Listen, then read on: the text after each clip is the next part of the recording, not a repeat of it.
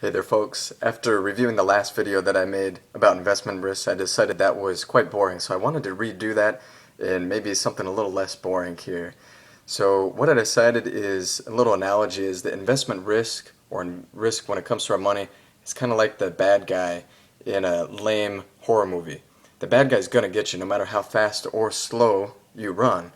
It's just a matter of what the bad guy's going to do to you. Is he going to chainsaw you up? Is he going to cut your face off, or push you just push you over? So I wanted to talk a little bit about what we can do with our money. So let's say we've got $1,000 we want to invest, or $10,000 we want to set aside or invest. First thing we do, we can set it aside in the mattress.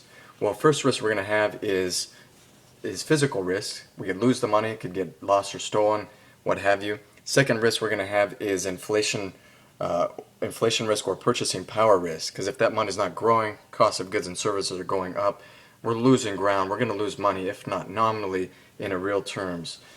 Second thing we can do with that, let's put it in an interest-bearing account. Let's say a CD, savings account, let's keep it safe, quote unquote. Well, what we've got there, again, we've got inflation or purchasing power risk. That's the number one risk there, even though it's safe. That is kind of a silent killer that could erode the purchasing power, which could cause you problems down the road. So let's take that 10,000, instead of putting a CD or a savings account, even though it's guaranteed, let's put in something maybe that's got a little bit higher yield there. Let's say maybe a treasury bond, or a corporate, or excuse me, some sort of government bond. Well, there we're going to have interest rate risk, price risk, and reinvestment risk as those principal and interest payments come due. And we're also going to have not so much default risk, but we could have sovereign risk, as we saw the U.S. debt was downgraded.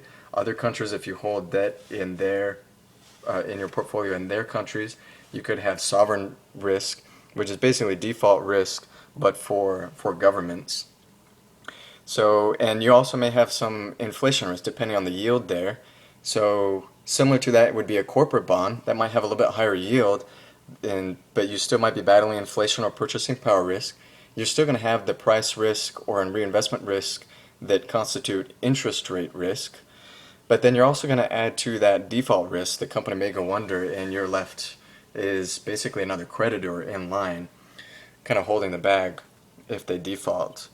So let's talk about maybe a stock that's going to have significantly higher return potential. However, an individual stock there, you might eliminate some of those other risks like inflation and purchasing power risk and interest rate risk, but you're going to introduce business risk, which is just the business might not do so well.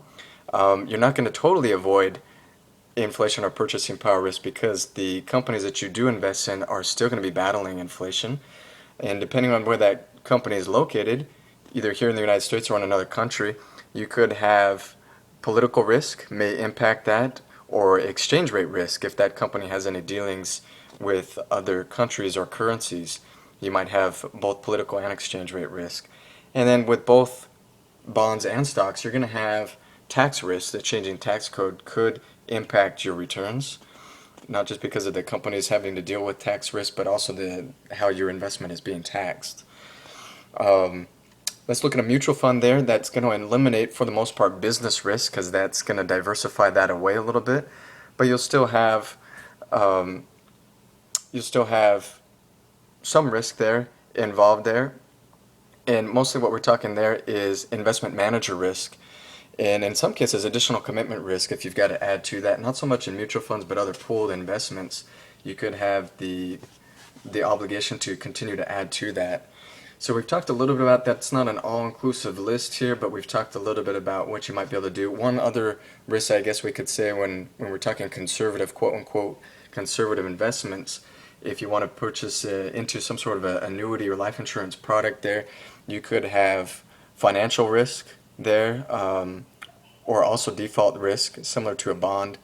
So that covers some of the risks that we've got here. You can see the list, not necessarily a full all-encompassing list, but definitely a fairly detailed list of all the different risks. So basically what it comes down to is, what risks are you acceptable taking?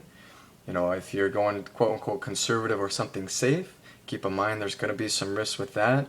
If you're very aggressive, that entails its own risks. So it's really about knowing what the risks are, managing those according to your goals and your objectives.